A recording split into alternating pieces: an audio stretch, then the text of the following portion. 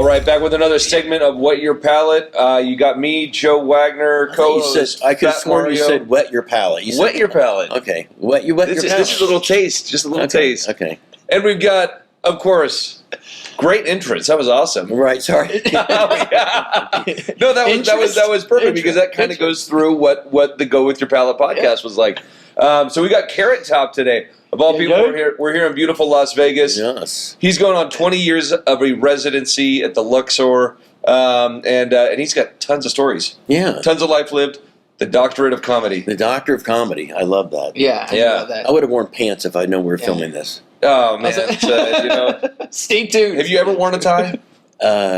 Yes. Okay, I hate ties. No, I've only worn them for like one.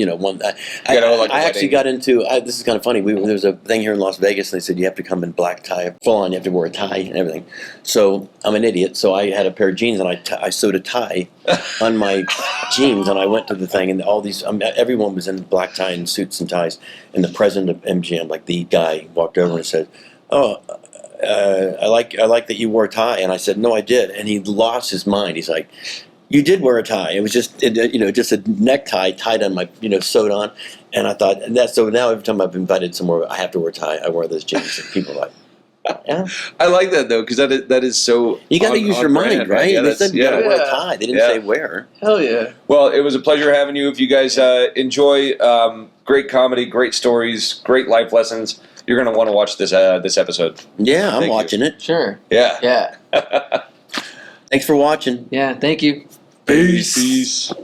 Oh, I do that. It's like you do the gang sign thing. Hey, I got a little swagger to it. Yeah, you gotta go. I tilted a little you bit. do. Right? Yeah, you don't do this. You go. Yeah, here you go.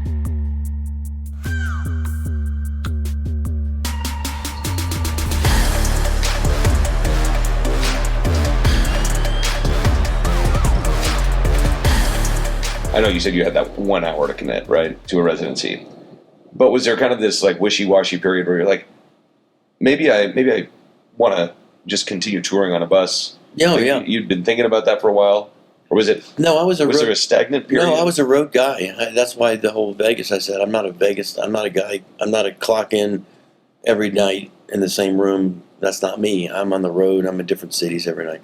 So I'm very reluctant to take the job, and it just wasn't my formula.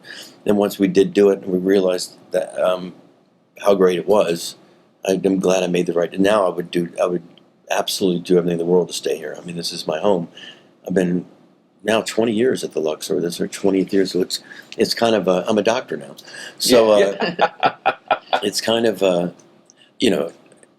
it's also it's interesting because when I first started playing Vegas, it wasn't necessarily the place to go when you're done.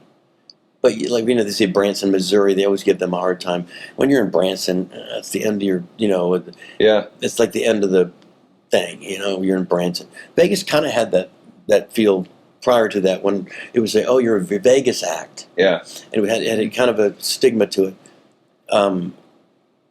But it wasn't, and I'd go to the L.A. and go to the comedy club to do whatever. I usually didn't go work there. I would just go see other comics. They would be like, oh my God, you have a residency in Vegas. Like, you've made it. Yeah. But to the world, it was still kind of like Vegas. Then, I don't know, I mean, it's 20 years now, but in the last 10 years, everyone wants to play Vegas. Elton John, Rod Stewart, Elton Paul John. McCartney. I mean, Mötley Crüe's here tonight. I mean, it's like everyone is now. It's like the cool thing that you're in Vegas. Holy shit! But I used to play when it was like, oh, Vegas. Oh, you're done. So you were in that transitional period where Vegas went from kind of the end of. People perceived it as an end of career. Not quite an end of a career. I'm not making sure I'm saying that right, but it was kind of like not as hip and cool to be like, oh, you're playing Vegas. You're a Vegas act. Yeah, no, it's absolutely Vegas. Oh, you're a Vegas act. Yeah, I still sometimes go, oh, he's big in Vegas. I'm like, well, I'm big in fucking Omaha too. It's like it's not just Vegas. People are always shocked by that. It's like we're walking in Seattle, like. People know you here too. I'm like, yeah, I'm not. They think only when you walk down Vegas they know you. Yeah. No, I can go to Birmingham, Alabama, and go to Denny's, and someone's gonna go, "Your job." Yeah. You're a Vegas act. Are you going to Mötley Crüe? I work. The problem is I work every night, but I'm good friends with them. I've known them for years. Yeah, actually, we have a shirt that says Carrot Crew. We made those shirts, which is funny. I have it done as a joke when they first came to our show. We made them.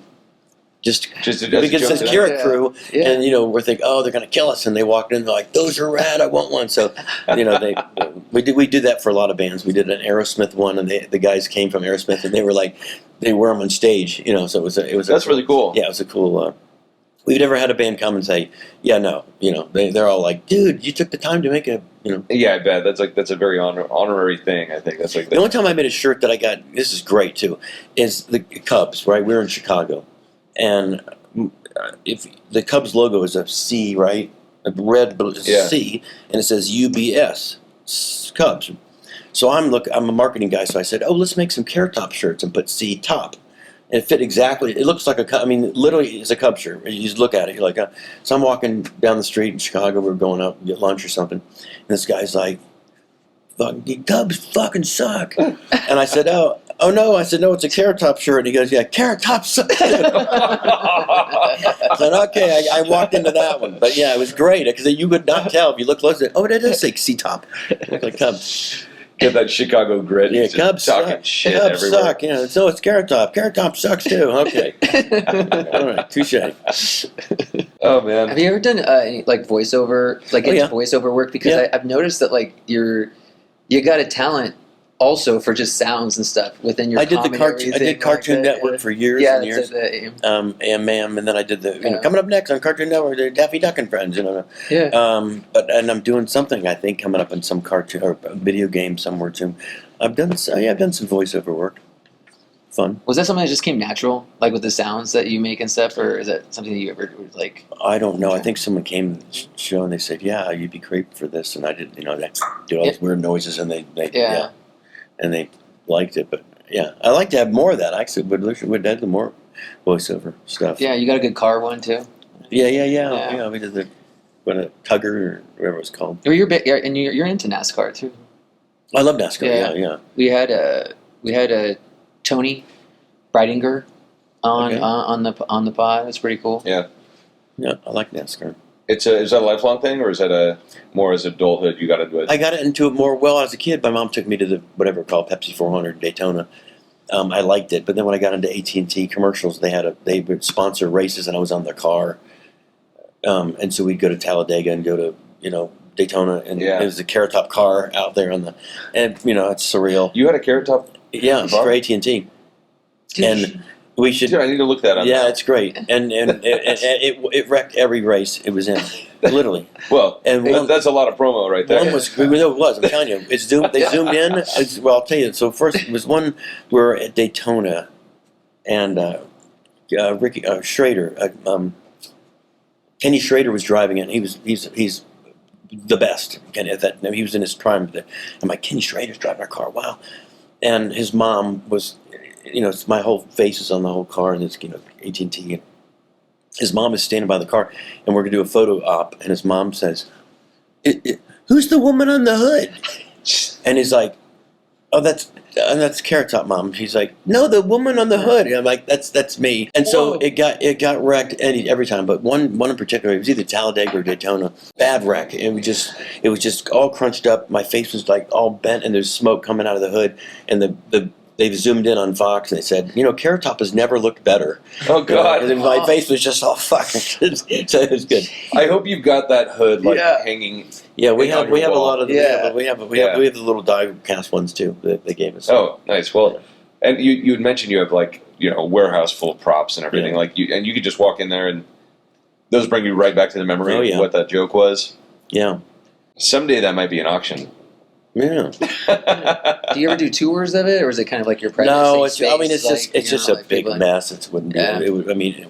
Oprah asked us to go in there, and we did a whole thing showing it, but it was it wasn't like David Copperfield's museum. It's like a museum, ropes and music and everything's framed. This is just shit everywhere. Yeah. So, but Oprah wanted to see it, so we took them all in there and showed it. It was just boxes and boxes of crap.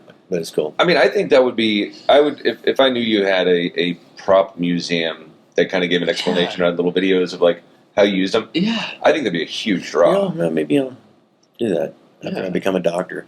You already are a doctor. I'm a doctor. Yeah. Dr. Carrot Top. That's frightening, isn't it? I'm here to remove your spleen. You're not touching me. It's a prop knife. Look, I'm going to cut you up. Yeah, I did that on, oh my God, but we did that on Reno 911. And it was so fun. They had me, I'm playing myself. I'm drunk in a hotel, and I throw furniture out of the hotel, and I'm trashing like a rock star. Yeah. And they're all down there like, this Carrot, he's got his, he's in there. And they're throwing all this furniture. So I get to the set, it's like early in the morning. And I said, I can't wait to throw the furniture out of the thing. And I realized how TV this, we already shot that yesterday. I'm like, I wanted to be. And they go, yeah. So, but I still got to play I'm running down the elevator and I'm in a robe. Yeah. And, that's how they write the joke. The guy's like, you got to pay your bill. And I give him a rubber check. It's so stupid, right? I'm like, can we do something better than a rubber check? I mean, they're like, this is so dumb. But they no, this is great. So anyway, it's fine. But they give me that, and the whole scene goes, and I steal the cop car, and I start shooting at everybody. And it was just the most surreal thing, because, we spent a good 2 hours, though, going over that's guns, those things on sets are, as you know. Yeah. That's why we never hear one of those things happening. I'm thinking, even for me and my stupid little commercial of that show, we spent 2 hours going on the protocol of the gun. Everyone checked it. They checked it. We checked it. I checked it. My agent checked it. My manager checked it. The director checked it. Everyone had to hold. 100 people had to hold the gun to make sure that it wasn't, true. And there's people in the lobby. I mean, I'm sitting there, and it was the most intense thing in my life. But we checked that gun, and I never forget that, because I was worried that, I'm not going to hold. I don't know how to hold a handgun. Yeah. Like, well, no, we went over it 2 hours, but that was fun, But the rubber check, I'm like, could we not have the rubber check? So stupid. And no, it's going to bounce, because it's a rubber check. I'm like, So in all the roles you played yourself on TV and movies, whatever else, how often were they wanting to portray you as like always the worst? You were always not even the existent version of yourself. Like, were you ever? I've done some things where they let me be more rad, more not goofy, because they wanted that side of me. But is it South Park, Jeff, or Family Guy? But you've never been like, you're not doing like crazy, illegal, wild shit in your real life. No, you've always, like you're always focused on your comedy, and this is me going nuts right now. Yeah, it's just funny that they always try to cast you as like the Carrot Top, the crazy redhead going nuts, right? Right. Yeah. No, I'm completely exactly the exact. Yeah.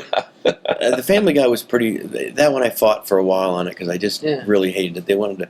The animation was me in a castle, and I had this. I was in a big whatever. I forget the whole premise of the cartoon, but they see me and I say, "Look." I pull out this saw. It has glasses on it, and I said, "Hey, so what is that?" I go, "It's a seesaw." And they go, "Oh," I said, "Get it?" And so I'm like, damn, I hate that. So I said to the guy, "Can we not do that?" And they said, "Oh, it's really funny. Everyone loves it, right?" I said, "Well, it's not funny. First of all," they go, "No, it's brilliant. It's funny. It's." And so I said, "No, I don't." And then they said, "Well, we'll just get someone else to do it." I said, "Well, I don't want someone else doing so I'll do it, but can we just do something else?" And I think I know how they got me. They said, "Oh, no, the animation's already done." So I'm like, okay, then I'll just do it. But my friend's like, "No, bullshit. They just did it after they do it." I'm like, well, I don't know how that really is. But that's how I got suckered into it. I said, all right, I'd read the goddamn thing. So I said, hey, it's a seesaw, get it? And then they're like, yeah. And I hate it. I was so mad I had to do it. Now everywhere I go, people are like, seesaw. So I guess they were right. People think it's funny. People thought it was funny? You're like, seesaw. I'm like, yeah, right on. They know I hated that. They're like, no, it's great, seesaw. Why can't I do the beer with the stud finder? But they said that wouldn't make sense. It's too, what I mean, or any of them I prompt, but it wouldn't. I like that one. It's a little dark too. Well, now they would probably listen to me, and they wanted to make fun of me. You're the doctor. I think that's what they wanted to do, make me look like a dip fuck, doing, hey, it's a seesaw, Yeah, and that's fine. But they were nice enough to ask me to be on the show. So yeah. So they were doing like almost like a parody, mock parody of you, right? Trying to take what your actual very creative They stuff. do that on all the shows usually. Yeah. If they do a Carrot Top joke, it's always the lowest common denominator one. Yeah. They'll say a pun. Well, I guess it's a compliment. I was on the show. He's not even around anymore. Craig Kilborn, remember him? Oh yeah. I don't think he's even around anymore, but he was ESPN, and then he went to late night on Comedy Central. And so I go out, and this is weird. I'm back in the back, and I hear them like talking to the audience, and then they go to bring me up, and I'm like, they tell the crowd. So they were like, having the crowd be in on this. So when I come out, I start doing my thing, and it was like, it was just odd. And Kilborn's like, he says, "Oh, yeah, that's great. I see it." So so he grabs his papers. He's like, "So it's like 3 sheets to the wind." I get it. I go, "What are you doing?" He's like, "It's 3 sheets to the wind." I said, "I don't get the joke." He's like, "No, it's but you just, that's my version." I said, and the same thing. I'm like, that's your joke, 3 sheets to the wind? And I go, "So this," and I would take mine, like, that's a pun. But they fuck with me. I knew it. They did. And I just took it like a champ. I said, "Right on." I said, "Thanks, everybody." And he was like, "Thank for." I said, "Yeah, you fuck." He did. He told the crowd that he was gonna fuck with me, and you just don't do that. Yeah. No. But fuck Craig Kilburn. He learned his lesson. Yeah. Yeah. Yeah. So we got a rapid fire round. These are kind of fun. All right. On average, how many props do you bring on stage each night? Oh, that completely varies. Yeah. Yeah. It could be. Some nights it can be prop heavy, and some nights I just go stand up. So probably at least 25, 30, something. But it's a lot more stand up now than there is. And video stuff. It's like quick to just do a video pop instead of do a whole prop. But there's still a lot. In the beginning, I kind of open up with kind of some classics and get them going. Okay. It says your funniest flop moment, but your favorite flop story. God, I've been very lucky not to have too many of those. Honestly, it sounds like. No, I was on Bill Maher's show one time. We were talking about censorship, and it was so serious that it was going da da da. And they came to me and they said, "Right?" And I said something like, what I should have said was, "Fucking right," and it would have brought the house down because we were talking about being censored. And he says, like someone like you, what would you, Bill? What's your take on that? And I said, "Fuck yeah," it would have killed. And I remember thinking, why did I not just say fuck? And I always would do that. I would always be the one that would just get. And it was years ago, and I remember driving home from the set, going, "God dang it!" And it still got a lap. It would have killed. Yeah. But other than that, I don't think I've ever done anything that I just felt was like horrible. Like, well, you are a doctor, or a live show. Well, what I like though too is happened. Not changing with, because I think with the times, some people might. I like how comedy, I feel, is like still keeping it legit, that we can all make fun of everybody, right, and bring everything again. And I've seen you keeping it consistent, which I like. Not trying to change things to be a little softer. Yeah, no, I've never had. I mean, I don't. I've always also from day one I've always been kind of risky though, because people always say your show is not G-rated, and I said no, but it also is not. I never push it to the point where, like, all the way back in the day, from day one, I would say, there's certain things you don't talk about on stage, and it's things like, death or something horrible, something that's happened, plane crash, things that are just that's not funny. So you just avoid those topics, and I think most comics know that, unless they're those comics that love to do that. There's ones that they thrive on going up and saying, "Hey, how about that Charles Manson?" The first to hit the dark humor. Right. I don't like being that. I like making everybody feel fun and happy. But I might go to a dark moment, but it's for a real brief time. Yeah. But one time now you got me back thinking on this. One thing that really, really flubbed my. Now I'm brand new at comedy. I think I was maybe a month or two into doing it. I didn't have any idea what I was doing. And I'm at this it was like a bar or something. And I'm up there and I'm doing my thing. And this guy is in the front row is just looking over at the wall. And I'm up there and I'm like, the whole time is bombing. And I kind of go, "Dude, what are you fucking, the stage is up here. What are you fucking blind?" He was blind. And the whole crowd went, "He's blind." I'm like, "Well, okay." You can never recover, right? That's He could never recover. I'd actually be busted out laughing if that happened. I mean, it was just like, well, I mean, it makes sense now. I mean, and then I think I tried saving it by going over and doing it in front of the wall with the prop. You know, that then they already hated me. But man, that's good. But that was a long time ago. I think I've learned my lesson. Never take that risk. Well, thanks for sharing. What are you, deaf? Yeah. Yes, he's deaf. Oh man. Favorite wild celebrity fan sighting in the audience? Oh my God, we've had so many. I mean, I bet. We've had some. Queen, like band Queen, not Queen Elizabeth, but Queen. Yeah, but like Freddie Mercury. Not Freddie, but everybody else. With, Brian, Roger, you know, the rest of them. Yeah. Shania Twain. Anyone else make a scene? Sting, you know. Besides Hulk Hogan, I heard something about. Oh, Hulk Hogan's a good friend of mine. Yeah. He was great. He'd always come to the show, and he wouldn't heckle me, but he's very loud. You know, that was his shtick. I mean, he was just like, "What's up, brother?" He was my hero. Was that normal life? Say your prayers, take your vitamins. Like, oh yeah, he's a big. It was talking Scott, and we was at the show, and I'm in Tampa. Well, he's in a lot of shows. There's one in Tampa, there's one in Orlando, and it was my hometown show. So there's a whole bunch of people there, and the upper deck. I don't know who it was. He wasn't heckling necessarily, but he would just yell stuff. But it was like and say how about you're up in Florida. I'm in Florida. That kind of thing. Like I got it. And finally, at the end of the show, we all go back, and there's so many people. It was all my hometown. Everybody was there, teachers, and everyone I grew up with. And he comes up and gives me a big fucking hug. I said, "Gee, the Hulk."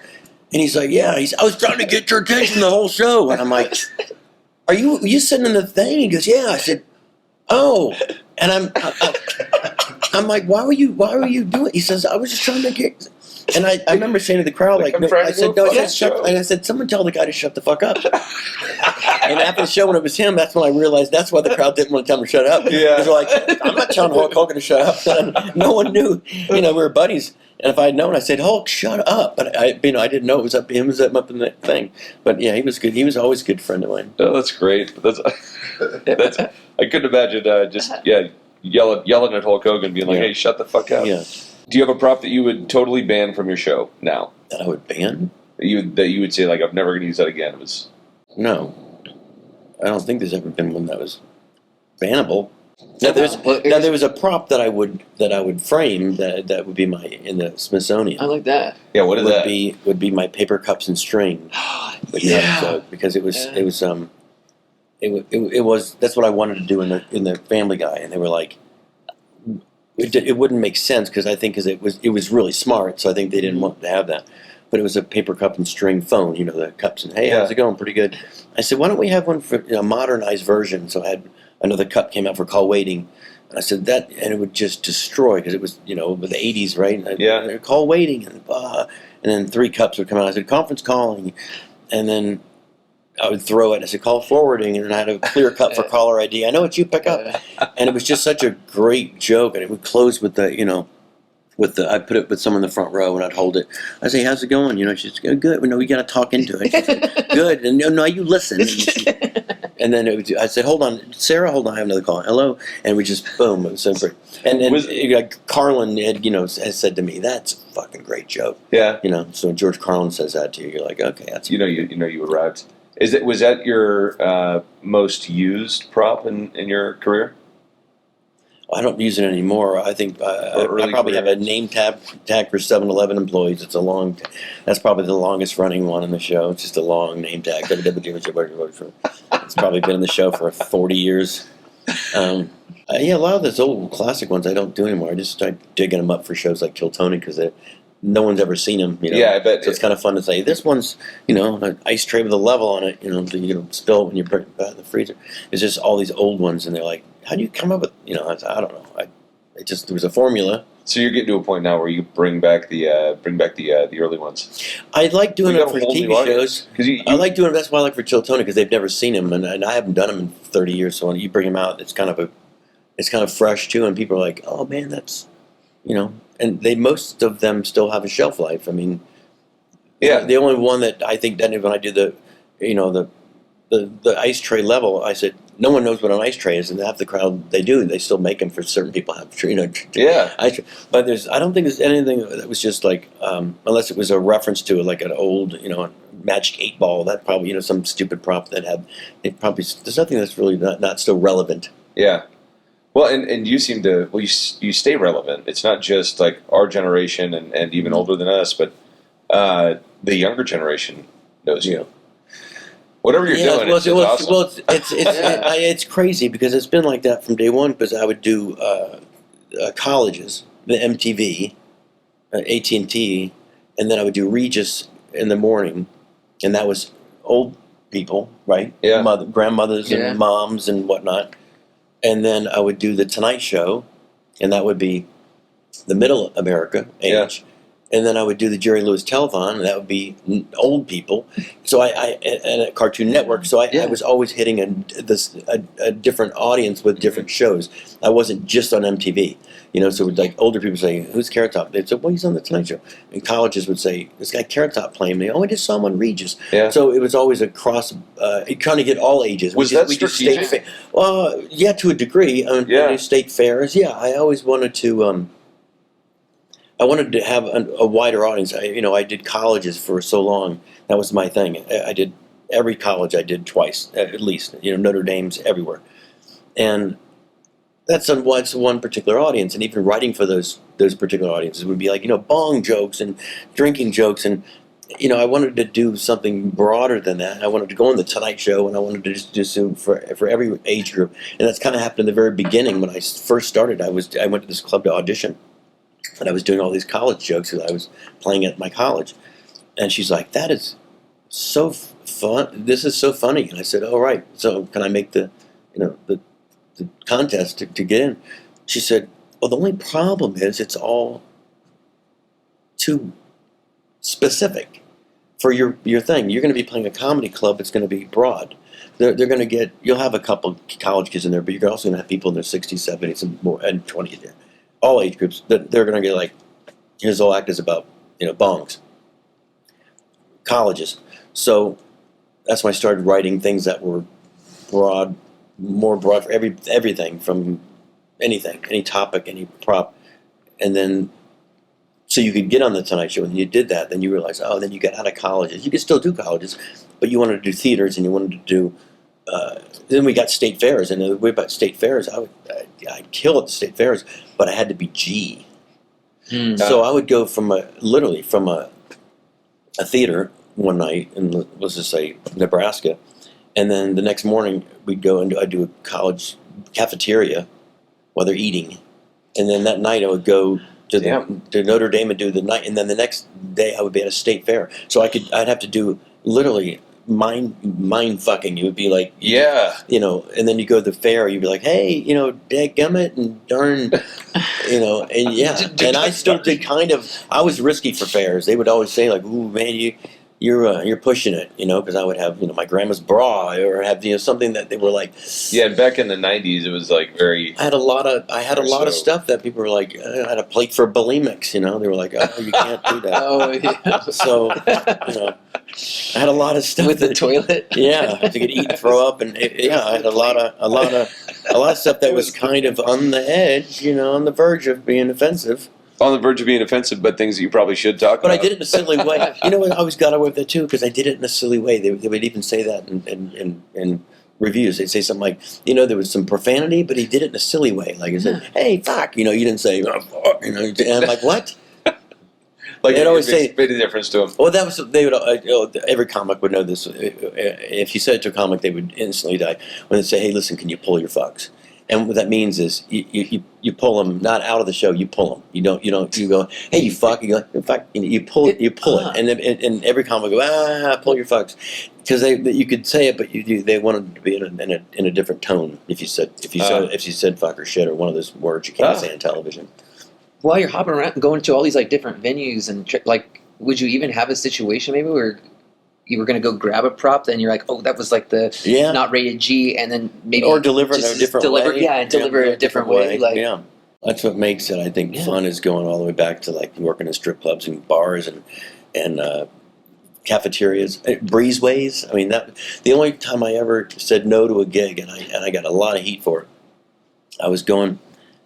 My buddy, when I started having to have someone help me because I couldn't get all this stuff around the country and drive all these hours, I had to have someone help me. So he would drive, I would drive, and he'd always set up and he'd come in and give me the assessment, like, you know, it's going to be good. It's in the side of the cafeteria. It's going to be So this one he comes to get me. He says, yeah, this is not going to work. I said, what is it? He said, they have you set up in a breezeway. I said, in a breezeway? You want to go look at it? I said, well, yeah. So we go walking down. It's literally a breezeway, like in a college thing. There's a breezeway, and they have the stage set not even on the side, so if you're walking by, could look over and stop. It's in the middle, so you're walking and you have to go around it, right? And the stage, I'm not kidding you, it's small on this table, and I have, I think at that time 2 prop trunks, so the trunks wouldn't even fit on the stage. And I'm like, well, what the? And so I come out, I look, and I'm like, so they're just going to be walking by, and no, we're not doing it. So we get in the car. I call my agency, and I said, yeah, we're on the way to Notre Dame. We're not doing the fucking breezeway. And they said, oh no, you got to do the breezeway. I'm like, I'm doing the fucking breezeway. We're already 2 hours out of it. We're not doing the breezeway. That's the guy that runs NACA. He's the head of the NACA, which is National Association of College Activities. He's the head of it. That guy. Maybe you should put you in that's the what I fucking said. breezeway. You know what I said? I said, that guy knows better than to put that fucking thing together then, so fuck him, stupid ass. So can I ask you, now, this is earlier in your career, what were they gonna pay you anyways? A lot back then. Colleges played a lot. Yeah. Really? Oh, no. And you were up there for like an hour with... It depends. On that breezeway, probably wouldn't have been an hour. No, maybe 30 minutes or something. But the night ones in the arenas would be an hour and a half, 2 hour shows. I mean, and they'd be throwing out like thousands of dollars. For the college ones, yeah, it was big money. Oh, it was more than I could ever imagine. That's awesome. And I mean, it was like, I got on that college thing. It was my whole beginning of my real career. Besides making real money, and then with the commercials, kind of came into that same. So it was incredible. But yeah, the colleges paid a lot of money, and especially when you were the headliner. So some of my friends would do college. They would do like a library or do a cafeteria.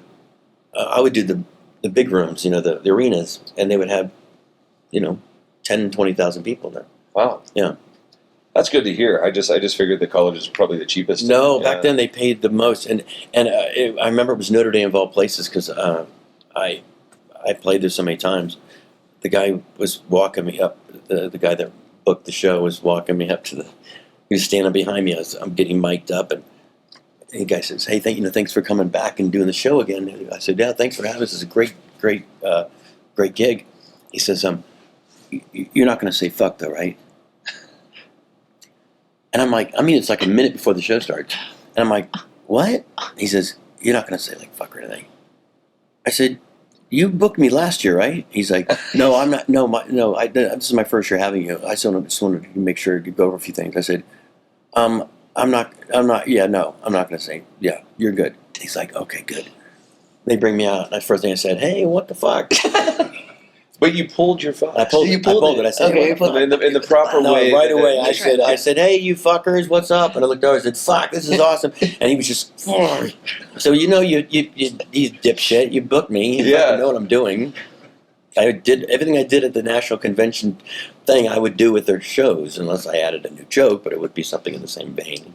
And I like to think that when you're just your true self and you do that, like you throw it out there, regardless, you're going to lose 10, 20% of your audience in that specific venue, but you're going to tighten up that 80 to 90% with you so much more. Right. That's what I've seen in what I've done when I'm like, I'll have the very restrained conservative people be like, oh, that was offensive, and I'm not I'm not that offensive. I found you very offensive. Thank you. Someone had to say it. Well, I wasn't talking about my looks though, but I see that, yeah. But it is funny that I think you really get that tie with the rest of the people that are like, oh, the genuine nature of it far outweighs that small group that you offend. Yep. You had a question, or did you already ask it? Oh, my dumb question? Your dumb question. Yeah. Well, since we're talking about different generations and stuff like that, there's lots more of social and texting and all that stuff going. That some say that emojis are the prop comedy of texting. And I was curious how you felt about that. Do you use a lot of emojis and stuff? I used to get. I remember when they first came out. You get your messages from your friends, and it would be like 10 emojis. I don't do often. Once in a while, I go overboard on purpose if I'll do something. Just if someone sent me something that if they send me like 1,000 hearts on a thing, I might go back and do. But normally, even when I post stuff, I don't even put usually I don't even put a caption because I post something and I'm like, it's already in the video, it's already there. Why do I have to say again? Am I right? I sit there and I'm like, well, I'm posting a picture of something. I think the caption says it all. I don't need to put something. And people say, you never put a caption. I'm like, it says it all. Yeah. I'm not going to read someone's caption. And I'm not going to read everyone's caption. Like, I go through stuff, and I don't even do Instagram or that stuff ever. I'm like the oldest man in the world. I know how to do, if I want to post a picture of me and Smashing Pumpkins guy or something. And in that, I'd put a pumpkin and a carrot. That's all I put. Perfect. Right. Well said. But I get people that they'll post something and then they have a full-on page and a half of shit. I'm like, who's reading this? Yeah. I'm not hashtag. And just put right. Yeah, I agree. Yes. Question. That's I don't. I think it's all self-explained in the video. Yeah, especially with your stuff. That's It's a picture of something or a video of something. I don't think I need to put in there. Or to say great at the Luxor or something to show where it happened, but it's unnecessary. I do always like to peruse every now and then because I feel like they're still adding just weird ones that like never really get used. For the emojis? Yeah, and I like to reply with like orange adding, yarn or something. Yeah. I haven't seen it so long, but they keep adding more of them. I guess And then I tried to find one the night just for like it was something that like they didn't have corn. They didn't have like it was something really weird like an easy one. They didn't have one thing for it. I kept looking. There's not one thing for like corn or cowboy or something. I was like, there's nothing. Sounds weird. They have like the DNA, They'll have right. They have other, but I that's why I don't really use emojis much. I put a little heart, a little rainbow, a little something, a little this and. He loves emojis. He does them all the time, like sending me hearts and stuff. Like, just stop, dude. Like you're married. Yeah, if I send an emoji to my wife, she thinks there's something off. Yeah. She's like, what's wrong with you today? Like, that's right. Yeah, you okay? Yeah. He's big on that voice diction. Actually, he doesn't because he's got sausage fingers, so he can't really he can't really do it. So he's just walking around. I got to talk through it. And now they got the voice memo text, whatever you want to call it, where you can actually like send a. You can just say it. I have a problem with that. I'll find myself dictating and be like, "Hey, Chris, comma," even if it's recording. Even when we're right in front of each other, it's annoying. He's just like, "You should get over here." Period. Like I'm like. Well, it was a great pleasure to have you on. Yeah. Go with your palate. Thank you for taking the time. I would love to return the favor when you come out to Napa again. Cheers. Yeah, cheers. Cheers. Yeah.